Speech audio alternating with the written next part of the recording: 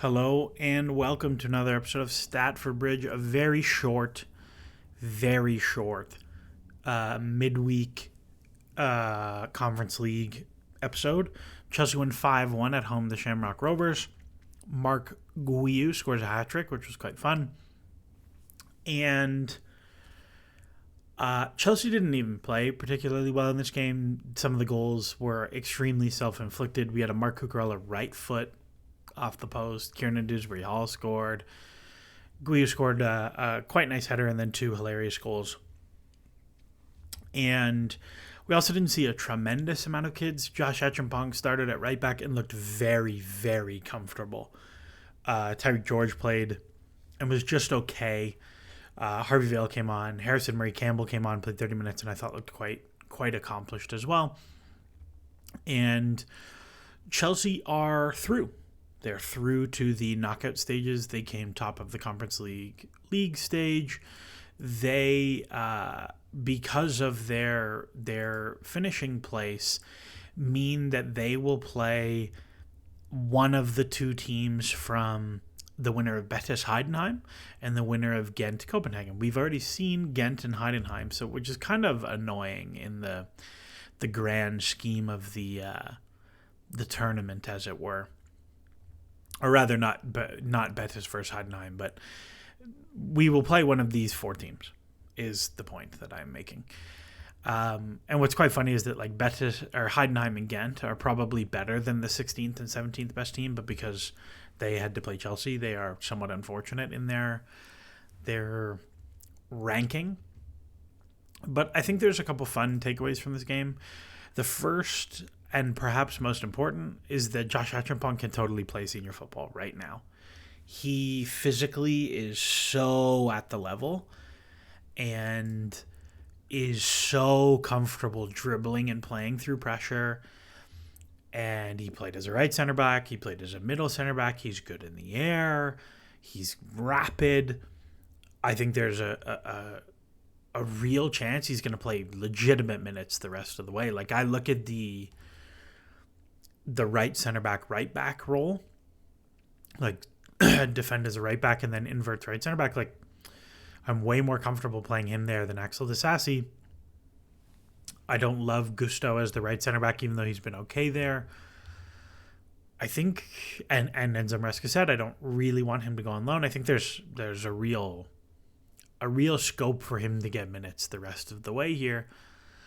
It's actually quite a shame that it took so long to get the contract stuff sorted, because like he could have 690s under his belt at this point. But regardless, I think there's a real scope for him to contribute. I think Tyreek George is similar, but not quite the same level with the Mudryk doping thing being confirmed. This has room to happen. I don't know how much it's going to happen, but he'll play. I think one of the things that's really nice about Tyreek George, and I was tweeting and blue skying about this, is that he's a very low turnover player for someone who's as creatively active as him.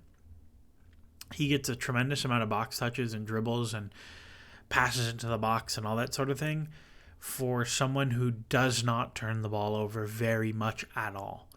He's a 6, 7, 8 turnover winger a game, which is very low. And I think that's what we have seen for Enzo Maresca is like that's very important. And that's why Mudryk doesn't play, is because he just turns the ball over and over and over again. And the other three wingers, much lower turnover. Neto a little bit more, but Sancho and Madueke much less. And the third thing that I think is quite fun is Guiu occupies a very weird place in people's brains. He's 18 years old. He does not make very much money. He did not cost very much money, and he's clearly very good for an 18-year-old. I mean, he has 6 goals in the Conference League. You can quibble about the standard of opposition, but he's played half the minutes of Christopher Nkunku and has more goals than him, who has taken penalties. So, I mean, yes, 5 of those 6 come against Astana and Shamrock Rovers. That is absolutely true. Putting that aside, the kid is... There's a thing in the NBA that if you want to project out college players to the NBA, like you want to find guys in college who are good enough to play in the NBA, a really good predictor is steal rate, the percentage of opposition possessions that they steal. And the idea is that these guys who are good enough to play in the NBA see the game so much better, so much faster, or so they see it so much slower compared to how fast it's happening to everybody else, that they're able to intercept passes and steal passes and stuff much more. Guiu's goals are all like the most garbage, like presses a goalkeeper or like intercepts a pass back or whatever, or like just gets the ball inexplicably passed it to him by the other team center back. Like all those things happen to a degree that I'm like, probably real. There's probably something here. He attacks crosses in the box pretty well. He's surprisingly good in the air, even though he's not a huge guy. He's not small, but he's not a huge guy. He's fine. I think you give this guy a good loan in like Belgium or Holland and like let him go score 25 goals in a season. He's gonna be very good. I also think he could hang in the championship if you sent him to a good championship team. There's like some comparisons of like him and Tammy Abraham, where like I look and I would say he's not far off what Tammy Abraham was as an 18, 19-year-old. Like I think it's a pretty fair comparison of when Tammy Abraham went to Bristol or when Dom Solanke went to Vitesse. Like I don't think he's that. I think he's maybe similar to where those guys were at that point. I watched a lot more youth football at that point, so I think it's not an awful comparison. But like he's not bad. Like there's a real player there, and that I think is pretty exciting. I'm not going to pod for super long, but the other thing that is interesting to talk about is we saw no Carney, despite him training all week. I assume he has a move in January lined up, and they're like, "Yep, all right, you're not playing anymore." Whereas Cassidy and Kieran Dewsbury-Hall are clearly shop window. Enzo Maresca was asked about Dewsbury-Hall leaving, and he's like, "I can't say that he won't leave." So that is one half of it. But I think if you look at the lineup, this tells you very much what the team is going to be for the Everton game. Sanchez is going to play.